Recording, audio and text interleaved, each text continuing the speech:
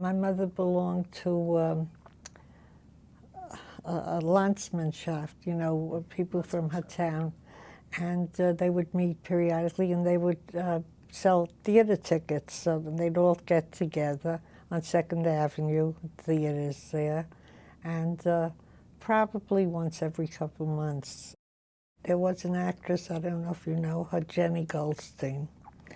And all I remember is her crying. And every time we saw her, she'd lay on the floor and she'd cry, "Ich will stoppen, ich kann nicht leben."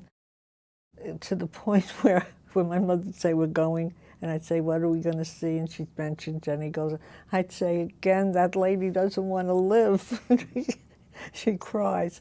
But I went and I enjoyed it. You know, it's like people take their children to the theater now or to the movies or something. That was their recreational thing. And it was social also because they would meet friends there and go out to eat afterwards. It was interesting.